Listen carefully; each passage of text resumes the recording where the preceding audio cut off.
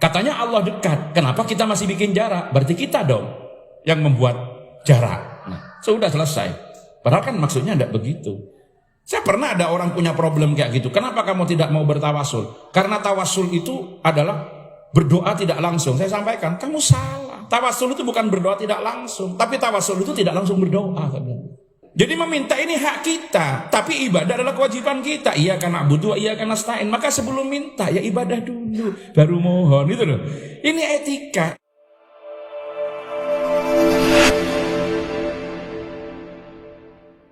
Wahabi itu salah satu gerakan pemikiran di dalam Islam yang secara akidah mereka ini mengikuti terhadap Ibnu Taimiyah Al-Harrani, kemudian yang mereka sebut dengan akidah salaf, dan dari sisi fikih walaupun tidak secara tegas menyatakan bermadhab, tetapi yang banyak mengikuti pandangan Imam Ahmad bin Hambal.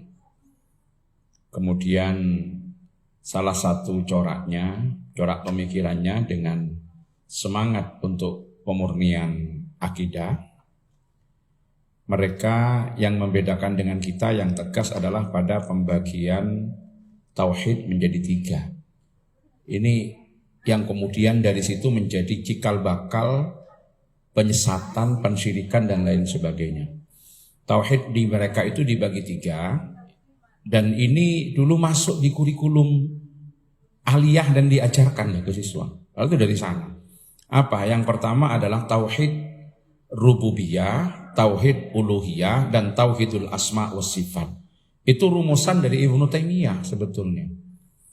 Nah, di Ahlussunnah wal Jamaah tidak dikenal dengan pembagian 3 ini. Ya, rububiyah dengan uluhiyah tidak dibedakan. Justru dari masalah ini kemudian mereka menyalah-nyalahkan bahwa kita ini memang sudah bertauhid secara rububiyah, tetapi belum bertauhid secara uluhiyah. Karena ketika ditanya Tuhanmu siapa? Allah. Alastu birabbikum? Bala. Qalu bala syahidna. Ketika ditanya Tuhanmu siapa? Jawabannya pasti Allah. Tetapi kita baru benar secara rububiyah. Tidak benar kata mereka secara uluhiyah. Kenapa? Karena di samping Allah kita masih menjadikan yang lain sebagai sesembahan. Ini tudingan mereka. Dengan apa? Dengan tawassul. Berarti dengan tawassul itu kita masih menjadikan sesembahan selain Allah, yaitu mutawassal bih. Padahal kita tidak pernah menganggap mutawassal bih itu sebagai sesembahan selain Allah. Tidak pernah. Jadi ketika kita bertawassul itu karena memang melaksanakan perintah Allah dan perintah Rasulullah. Ya ayyuhalladzina amanu taqullaha wabtaghu ilaihil wasilah. Kita memang diperintah untuk mencari wasilah. Apa itu wasilah? Kullu ma yuqarribuna ilallah. Segala sesuatu yang mendekatkan kita kepada Allah. Apapun itu, baik kaul ataupun fi'al ataupun cara bertaqarrub yang kemudian menjadikan kita dekat dengan Allah. Atau dengan menyebut satu sosok, satu tokoh yang dengan penyebut sosok itu kita mengikuti terhadap langkahnya di dalam mendekatkan diri dan riyadhah, mencari ridha Allah sehingga mampu mencapai mahabbah, cinta kepada Allah dan dicintai oleh Allah Subhanahu wa taala. Nah, di dalam bertawassul kita tidak pernah menjadikan mutawassal bih sesembahan, tetapi mereka menganggap tawassul itu adalah menjadikan perantara, dan perantara itu dianggap sebagai sesembahan selain Allah. Disitulah kemudian mereka mensyirikkan kepada kita. Kenapa? Kalau kita lihat secara umum, mereka itu menilai kita dengan cara pandang mereka dan tidak mau mengerti argumen kita. Kenapa kemudian melarang untuk melaksanakan ziarah kubur? Karena dianggap kita ke kuburan itu meminta kepada orang mati. Kalau seperti itu, bukan hanya mereka, kita pun tidak memperbolehkan. Tapi bagi kita tidak begitu. Kita ziarah kubur itu punya 2 alasan. Yang pertama adalah mengingat kematian, yang kedua adalah mendoakan orang mati. Nggak ada kita meminta sama orang mati. Nggak ada. Nah, di dalam tawassul kenapa kita masih bertawassul? Karena bagi kita menjadikan mutawassal bih itu sebagai wasilah itu ada beberapa alasan. Yang pertama, sebetulnya doa tidak menjadi tergantung dengan adanya tawassul. Urusan diterima atau tidaknya doa itu adalah kewenangan Allah, hak Allah. Tapi tawassul ini bagian daripada etika dan tata cara kita berdoa. Adapun min adabid doa. Jadi tariqatun min turuqit tawajjuh ilallah. Nah, kemudian yang kedua, kenapa kita bertawassul? Kita bertawassul karena kita berterima kasih, sebab berkat mutawassal bih itu kita kenal agama. Kenapa kita sebut Rasulullah, kemudian kita sebut para sahabat, kemudian kita sebut tabi'in, para aulia, dan sampai kepada para ulama yang membawa Islam ke sini, dan karena itulah kemudian kita kenal Islam. Mohon maaf, ibu-ibu. Kalau kita jujur, kita ini berislam bukan sepenuhnya karena kesadaran dan karena kita sudah menemukan kebenaran dalam Islam. Tapi kita berislam karena kita secara kebetulan dilahirkan oleh orang Islam dan tinggal di sekitar orang Islam. Seumpama panjenengan itu lahir di Bali sana atau ada di Thailand sana, saya belum jamin kok kalau sekarang ini jadi muslim. Tapi ini sudah bagian daripada cara Allah memberikan hidayah kepada kita.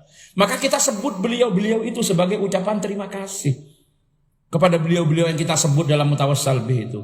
Kemudian yang keempat, kita yakini yang kita tawassul itu adalah orang yang telah dicintai dan mencintai Allah. Maka dengan kita menyebut beliau-beliau, tujuannya tidak hanya sekedar menyebut, tetapi mengikuti suluk dan cara beliau beribadah agar kita sampai kepada makom dicintai dan mencintai Allah. Kemudian yang kelima, ini banyak, mau 100 ada alasannya. Cuma saya sebut sebagian. Kita yakini kalau mutawassal bih itu adalah orang yang telah diberkati oleh Allah. Diberkati dengan apa? Karena mujahadahnya, karena amal solehnya, karena riyadahnya. Dan kita minta keberkahan yang Allah berikan kepada mereka dialirkan kepada kita hanya dengan meminta. Walaupun kadang-kadang bahasanya memang suka menjadikan orang lain itu terpancing dan menyalahkan. Kan kita sederhana. Mudah-mudahan kita mendapatkan barokah Syekh Abdul Qadir Jilani, mendapatkan barokah muassis Jam'iyah Nahdlatul Ulama, Ki Hasim Asy'ari, Ki Wahab Asbullah, Ki Bisri Samsuri, Ki Nawawi Sidori, Ki Ridwan Abdullah misalkan. Mudah-mudahan kita mendapat berkah beliau-beliau. Nah, mereka ada yang kebakaran jenggot. Berkah itu dari Allah. Kok kita mendapatkan berkah dari manusia? Nah, ini maksudnya apa? Kita yakini beliau-beliau itu diberkati, dan berkah yang diberikan kepada beliau-beliau juga diberikan kepada kita. Jadi kalau kita maksud, apa yang kita maksud dengan mudah-mudahan mendapatkan barokahnya Syekh Abdul Qadir? Itu maksudnya mudah-mudahan kita mendapatkan barokah yang telah diberikan oleh Allah kepada Syekh Abdul Qadir juga dialirkan kepada kita. Itu sebetulnya, tapi disingkat. Disingkat pengucapannya. Siapa yang menyaksikan kalau Syekh Abdul Qadir diberkati? Sampai sekarang disebut, diingat. Ya, kalau Abdul Qadir yang ada di dekat Keramat Raya ini ya mati dapat seminggu sudah lupa semua orang. Itu bukti kalau diberkati. Siapa yang menyaksikan bagaimana Hadratus Syekh Hasim Asy'ari, Ki Wahab Hasbullah itu diberkati? Kan gak ada yang menyaksikan. Tapi beliau dapat berkah kan tidak gratis. Dengan mujahadah, dengan perjuangan, dengan takarrub, dengan amal soleh. Kita enak-enakan hanya meminta. Ya Allah, berkah yang telah panjenengan berikan sama Mbak Wahab, berikan juga kepada kami. Itu sebetulnya begitu. Sebetulnya. Cuma bahasanya diringkes biar gak panjang-panjang. Sama dalam bahasa keseharian kita. Ibu Mundi neng pawon, ibumu mana? Di dapur. Ngapain? Masak nasi. Masak nasi. Benar apa salah? Benar apa salah? Salah. Memangnya nasi dimasak. Yang benar masak apa? Masak beras dicampur air bikin nasi. Itu yang benar. Iya, tapi kalau disebut begitu ya panjang. Orang sudah paham, maksudnya harus ke sana. Ditanya, mau kemana? Ke Jombang. Naik apa? Naik kereta. Benar apa salah? Salah. Kalau bilang naik kereta berarti bokongnya sebesar kereta. Yang benar naik salah satu kursi yang ada di salah satu gerbongnya kereta. Itu yang benar. Sehingga ada nomor kursinya ada di gerbong berapa. Tapi kalau jawab jenengan seperti itu malah dianggap gak waras. Itu katanya orang belajar balaghah namanya majas mursal. Di situ alakonya apa? Disebut dengan min itlaqil juz wa iradatil kul atau min itlaqil kul wa iradatil juz. Jadi yang disebut secara keseluruhan, yang dimaksudkan adalah sebagian. Atau kalau nasi tadi bi'tibari maya kuno, itu dalam bahasa Arab begitu, dalam balaghah, menghitung yang akan datang. Yang sekarang belum. Seperti itu. Mana ibumu? Godok wedang kalau katanya orang Jawa. Ya salah. Bukan godok wedang, yang benar godok apa? Masak air. Masak air nanti dikasih kopi campur gula buat wedang. Buat kopi begitu. Tapi kan diringkes. Nah, Itu yang kemudian menjadi pandangan di dalam Ahlus Sunnah wal Jamaah di dalam kita. Nah, mereka memandang kita dengan cara pandang mereka. Jadi ketika kita bertawasul dengan menyebut nama-nama itu, dianggap kita sudah membuat sesembahan selain Allah. Memang ini kadang-kadang mereka bermain-main di balik kata-kata dan kita sering kalah isu loh. Allah itu dekat. Ngapain kita masih pakai perantara? No tawasul, selesai.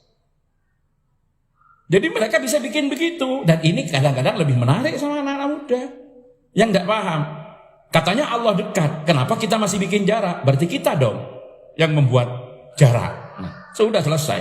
Padahal kan maksudnya tidak begitu. Saya pernah ada orang punya problem kayak gitu. Kenapa kamu tidak mau bertawasul? Karena tawasul itu adalah berdoa tidak langsung. Saya sampaikan, kamu salah. Tawasul itu bukan berdoa tidak langsung. Tapi tawasul itu tidak langsung berdoa. Jadi bukan berdoa tidak langsung, tapi tidak langsung berdoa. Kalau sampean sekarang ingin lulus ujian, kebetulan dia mau ujian, kemudian sampean langsung angkat tangan. Ya Allah, luluskanlah dalam ujian ini, berikan saya kemudahan dan keberkahan. Itu sampean langsung berdoa, makanya sampean tidak tawasul.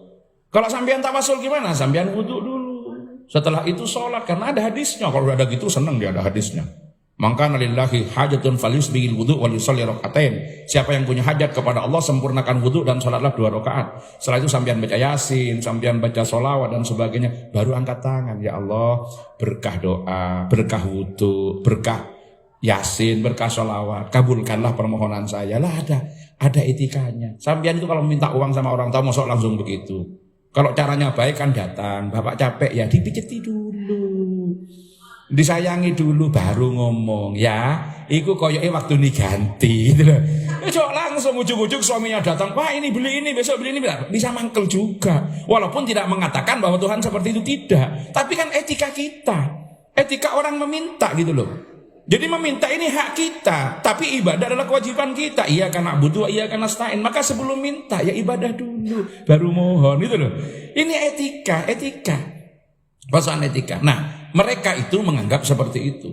Jadi Wahabi itu dengan tauhid rububiyah dianggap kita masih belum uluhiyah, karena dianggap ada sesembahan selain Allah. Tapi mereka memandang kita dengan cara mereka. Termasuk ketika kita memanggil misalkan ya Rasulullah, dipanggil dengan nida yang memposisikan Rasulullah masih hidup, itu tidak salah. Ini sudah meninggal, Rasulullah sudah mati. Tidak usah dipanggil-panggil, mati ya mati begitu. Tapi bagi kita dengan beberapa hadis yang kita yakini tidak seperti itu. Maka menganggap bahwa kita manggil-manggil dengan bersolawat yang ada nidanya, memanggil Rasulullah. Kalau Allahumma sholli ala Muhammad, oke, mereka terima. Tapi kalau ya Rasulullah, ya Habiballah, ji'naka liziarah qasidin nartaji minka syafa'ah inda rabbim, mereka tidak mau yang gitu-gitu. Kalau Allahumma sholli ala Muhammad, selesai. Kan tidak memposisikan Rasulullah seakan-akan sebagai nida. Padahal maksudnya kita juga majasi, kita tidak meminta kepada Rasulullah, tidak. Nah, ini di zaman Sayyidina Umar ada sahabat yang kemudian datang ke makam Rasulullah pada saat terjadi paceklik, langsung menyampaikan, ya Rasulullah istasqi li ummatika fa innahum qad halaku. Ya Rasul, berikanlah hujan, mintakan hujan untuk umat panjenengan karena mereka sekarang ini sudah dalam keadaan paceklik.